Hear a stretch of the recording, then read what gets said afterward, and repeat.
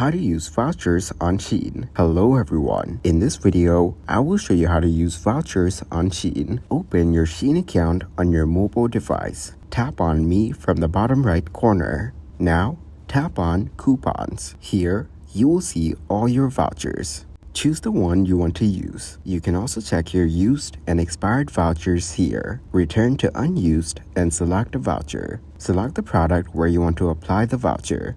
After selecting, tap on that product. Then, tap on Add to Cart. You can add more products that qualify for the voucher offer. Explore the category for more selections. Once you've selected all your desired products, proceed to checkout.